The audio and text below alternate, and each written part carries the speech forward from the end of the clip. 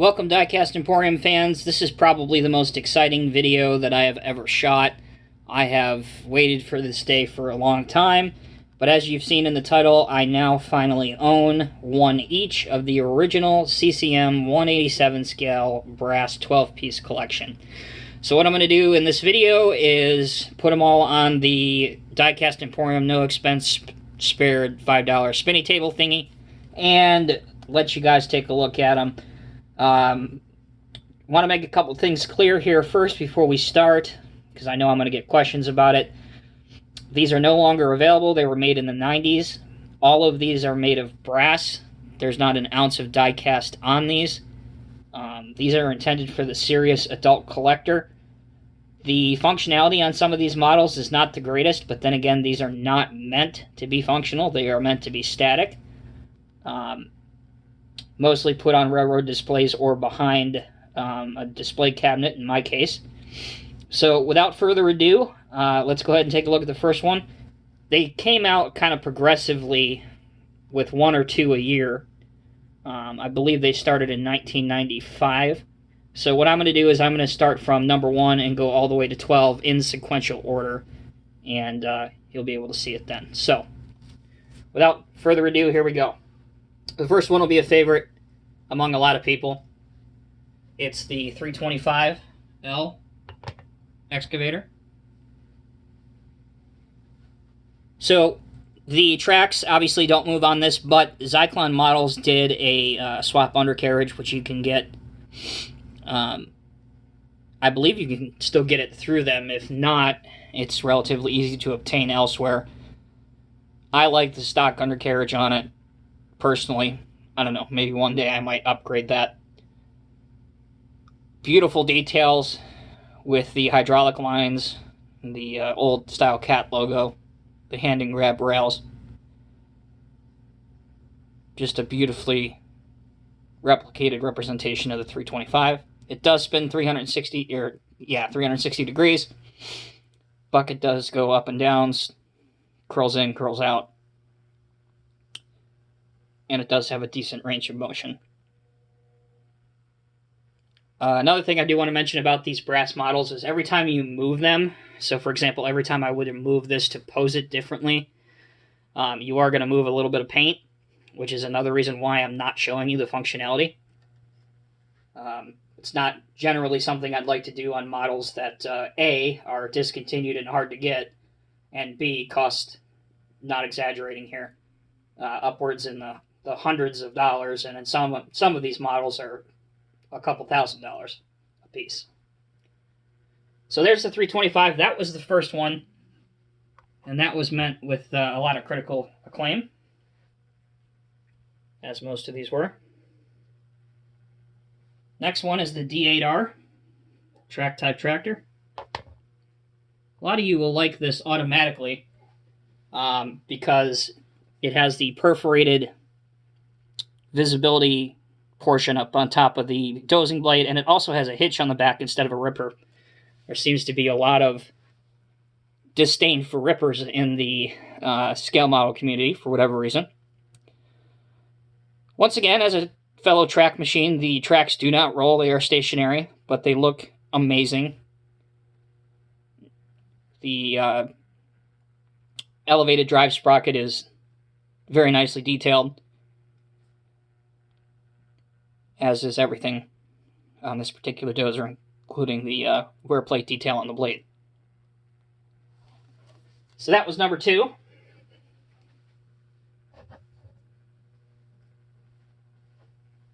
If you're looking to, and if I remember as I ramble through each of these, I'll try and remember to tell you. The excavator, probably on a 1 to 10 scale, is probably a 9 in terms of hard to find today. The dozer is probably a 3 out of 10 to find. You're just going to have to pay a ridiculous amount of money. And you're probably going to have to buy it from a place online where I necessarily wouldn't recommend, but that's just me. Moving straight along, here is the 633E elevating scraper. This is number 3 in the set. This is a big, huge model. Obviously, the elevating mechanism doesn't move. nor does the ejection blade. However, the actual up and down movement of the scraper bowl can be moved slightly, but again, take into account that you're going to be chipping paint and stuff off, and that will decrease the value of your model before you know it. You can see the nice little rope wires there have been nicely replicated, as have the hydraulic lines across the center pivot point between the tractor and the bowl. All of these are eye-catching models, particularly this one. And again, bear in mind, these are in 1:87 or HO scale, so these are tiny, tiny models. And they just look amazing. I'd say right now this one's probably 50-50, so 5 out of 10 to find and to purchase.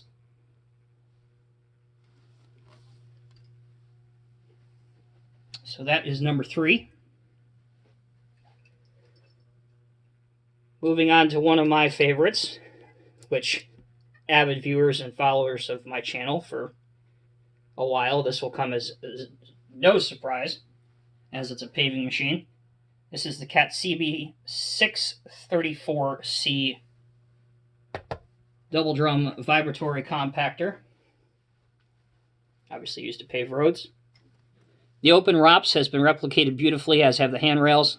You have water tanks on the front and the back, and even across the middle where the articulation joint is, you can see some great detail there. So it may be, compared to the others, it may be a relatively simple mold, but it still looks great. Give me a couple more seconds to look at that one. So that was number 4. I'd say you can find this one pretty easily, probably 2 out of 10. I think Buffalo Road Imports, as a matter of fact, I think they may still have one up for sale as of the filming of this, but don't quote me on that, because I haven't looked in a couple months. All right, what are we on? Number 5. So this is the Caterpillar 140H motor grader. Circle mold board does rotate to either side, so if you really wanted to, you can pose it in one direction versus the other. Again, another ripper-less, if that's even a word, machine. Love the old style hubs and wheels. This was kind of in the transition period between the different generation of 140 graders. So it has a lot of the new nuances while still retaining a lot of the older aspects and the older aesthetic looks of the 140 series. They even molded the lights up on top of the cab, even a windshield wiper. And the tires on all these machines that have tires, they're all real rubber, so they look good, and they're not too shiny. But that's an outstanding looking grader.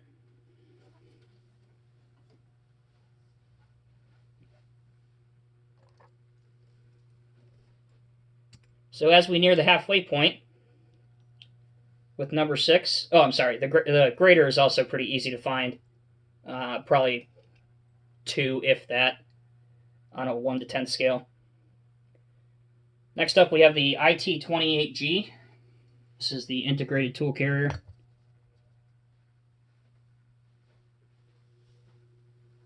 Nice looking machine. Bucket does curl in, curl out. However, the range of motion, again, on that leaves a lot to be desired.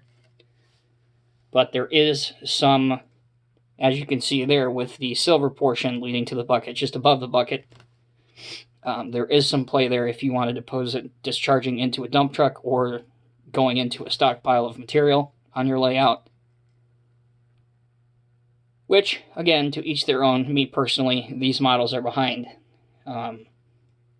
glass in a display case. Wheels roll great. Does articulate without an issue. There's hoses. You can even see the drive shaft in between there that's modeled. You have the 2 mirrors with silvered surfaces. This is an exceptional wheel loader model, even though technically there's going to be people on here that say it's not a wheel loader. Good looking machine. So, that is the first half dozen. Now, as far as the integrated tool carry goes, this one's a little bit more difficult to obtain, probably 5 out of 10 to get.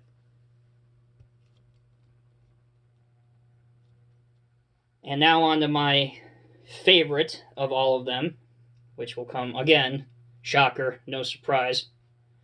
This is the Cat PM465 coal planer / milling machine / pavement profiler, whatever you grew up calling them. Does the same purpose. There's no movement of the tracks in terms of steering, nor do they go up and down, but they do oscillate, which is pretty cool. As you saw when I put it down, you saw them kind of hanged at both sides. The main conveyor will swing left or right to a decent degree, but it will not go up or down. So you really can't pose it on a lowboy or anything. But you can pose it discharging into the back of a dump truck or a dump trailer. It is open cab, obviously, with dual operating stations. And nice access stairs on the left-hand side. And you can see the cutting drum casing there on the right-hand side. The track pads are painted black, while the frames are painted yellow.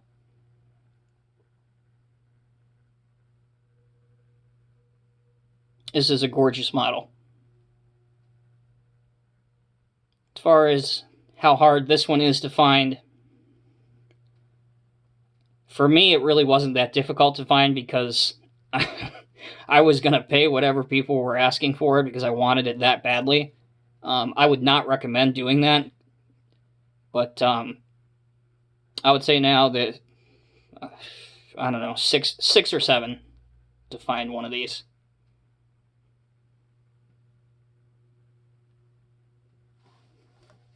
So that's that one. To move the video along, I could just sit and stare at that one for the next 30 minutes, but that's not what you guys want. Alright, so that was number 7. We're now on to number 8. This is the D250E articulated dump truck, and this is one that I will demonstrate its function carefully. D250E, if you want to be really specific, this is the Series 2. Gorgeous articulated dump truck. Yes, it does articulate. Yes, it does obviously move and dump. Cool thing to note about this is a bunch of these were acquired by Zyklon Models, I believe in August of 2001, if my research is correct. And they installed a water cannon / water tank on the back of these and sold them. Not sure what the quantity was. I know it was a really, really small amount that they did. I don't own one of those. I'd love to one of these days. However, I do own the Norscot articulated dump truck water tank, and as there is a huge difference between a die-cast Norscot water tank model and a D250E customized by Zyklon Models CCM model, I can't justify paying the almost $1,000 to pick up that water tanker. So maybe one day when I'm rich and, you know, I don't know. Maybe one day when everything's paid off, maybe I'll look into getting one. Or if the right opportunity pops up. But the inflation rate on those are just outrageous at the moment. Anyway, back to this. Great looking articulated dump truck. Awesome exhaust, great skinny hand and grab rails and stairs, free rolling wheels, just beautiful. All right.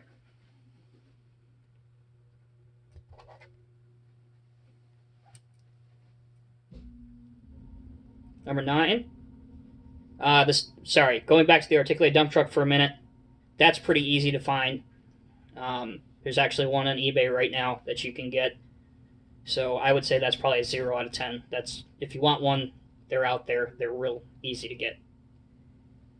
On the other hand, number 9. This is the 953C track loader.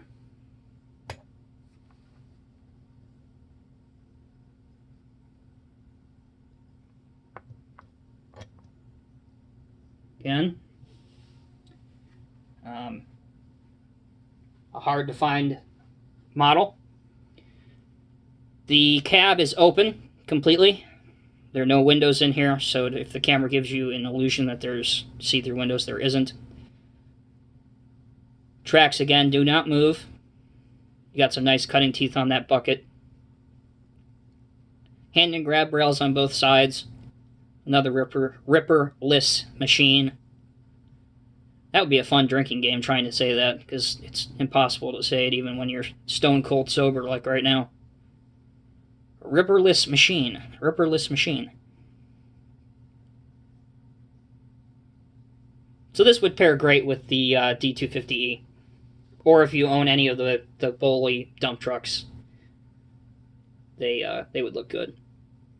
Probably the best I've seen this one anywhere where I thought it looked right at home was a guy at a train show in Indiana recently had a building that was being demolished, and he had one of these on that job site, and it looked right at home. It just looked perfect, like it was designed to be there. So that's another application for you model railroaders if you want to go out and get one of these and where to put it. That's a track loader. Okay, moving on to number 10. I applaud all of you that have stuck with this video.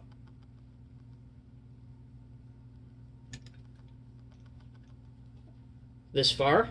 What are we, almost 20 minutes into it? Clearly this is my second favorite model. It's the AP 1055B Asphalt Paver. Main function here, of course, is the hopper opens and closes. Once again, can't say this enough, the tracks don't move, and it's hard to see a lot of the detail on this due to the fact, well, A, of the lighting, and B, that it's a lot of it's black on black, so it's difficult to see the details of the screed and the track and the undercarriage. The exhaust is nice, the control console is nice, and the operator seat is great. The Scene Master construction set of the figures that you can get, the gentleman that's sitting down will fit in that seat. I've posed that several times, and I'm sure that you've seen that on my Instagram and Facebook pictures. Gorgeous paver.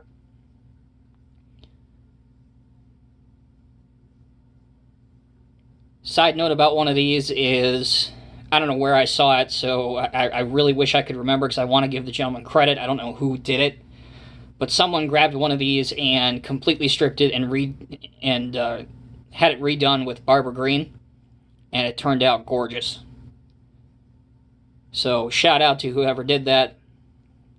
One of the best customs I've ever seen, or repaints, whatever the technical term would be. As this paver came out roughly around the same time that Cat acquired the Barber Green line. So there you go.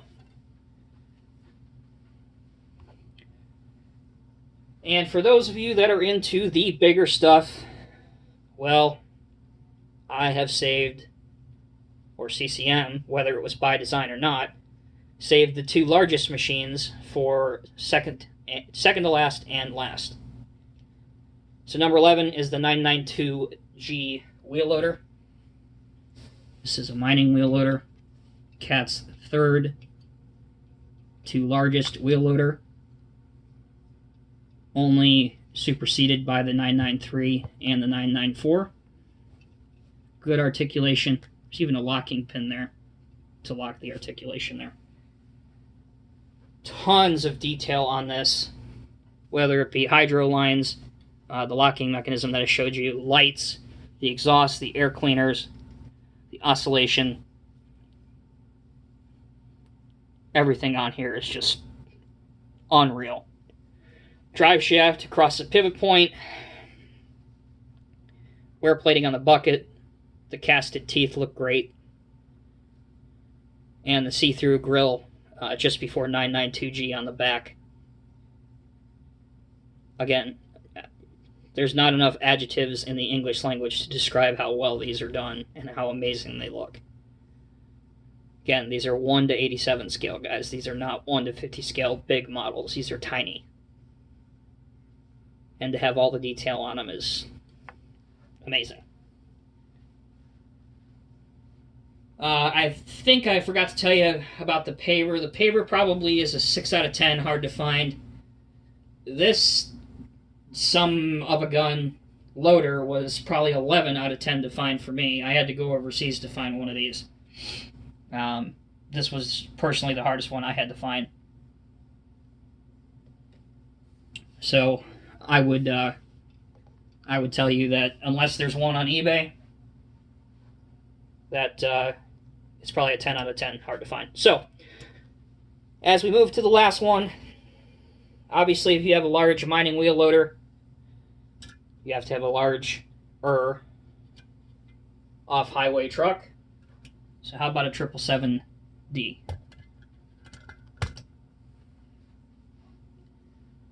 Great stair details, hand and grab rails. The mirrors on the right-hand side look awesome. They're all casted in metal.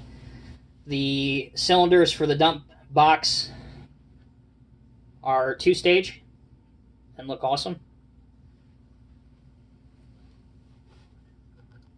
No steering on the front. There are rear, as it swings around to the back, there are rear rock deflectors between the two tires, and they will move. And there is a good degree of suspension travel in the rear axle. So, ladies and gentlemen, there you go. That is what started it all for CAT and CCM. The original 12-piece collection, brass models in 1 to 87 scale. Just an absolute honor, personally, to be able to own one of each of these. Took me probably 5 years, almost 6 years, to track down all of them, as I had to buy them all individually. But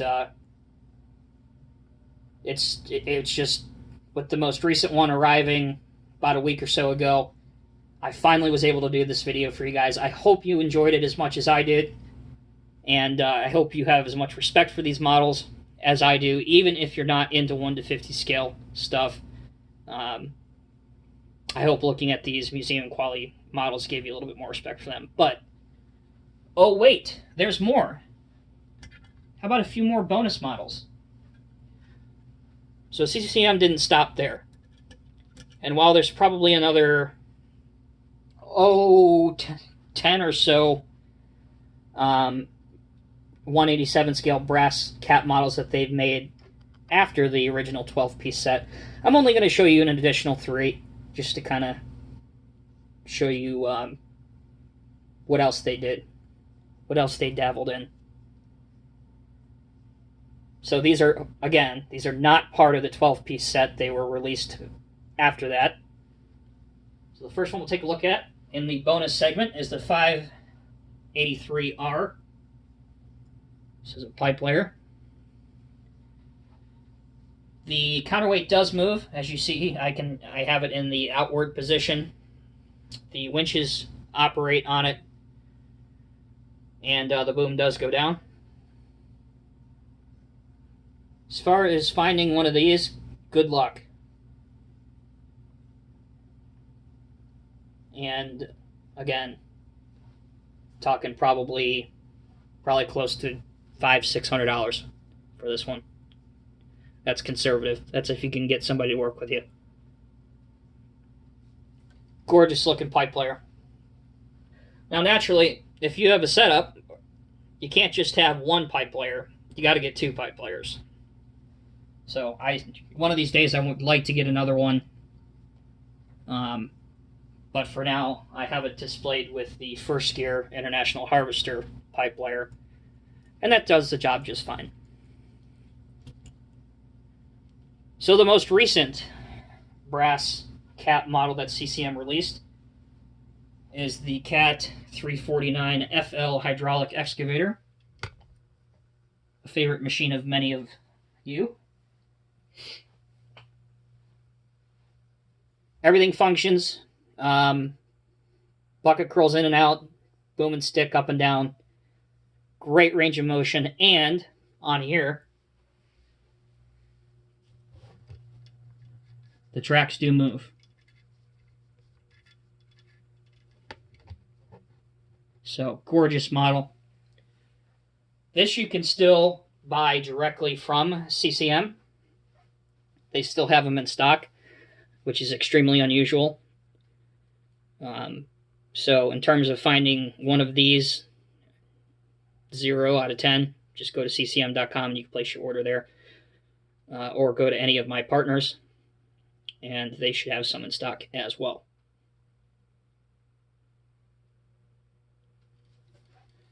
And last, but certainly not least, is another mining model. We have, this is probably the heaviest of the brass models, even heavier than the 992. The D11R. Gorgeously replicated. You can see the hydro lines to the ripper. The ripper does go up and down. Visibility perforations up on top of the blade. You can see the see-through engine housing. Dual exhaust, dual air cleaners, dual cylinders, lights all over the place. A beautifully replicated track frame. And all the rollers look great. Now, this is the standard version. CCM made 3 different versions of this. I only own the standard one. The standard is just the regular generic D11R. Cat's largest dozer, the D11R. Then they made the same version, only with the black anti-glare painting up on top. And then they also made a carry dozer version, which, as you know, has a different style blade entirely. Likelihood of finding one of these, 50-50. And they're approximately, again, if you can get somebody to work with you, approximately $850 to $900 US. And the carry dozer will probably fetch you at least another $150 extra. And that's much more difficult to find. So that's it, guys. I hope you enjoyed this video. Like I said before, along with the bonus features, my intent here was to finally show off one of the videos I've wanted to do for years. I know that there's a fair amount of you that are not into 187 scale items, but hopefully this video at least showed off what museum quality replicas look like in that scale, and gave you a little bit more appreciation for what they are, and why they're such a huge passion of mine, and how they transition well with the not only the diecast and the brass collectors, but also the model railroad community and HO scale. As always, guys, thank you so much for watching. Take care, and we'll see you in the next video.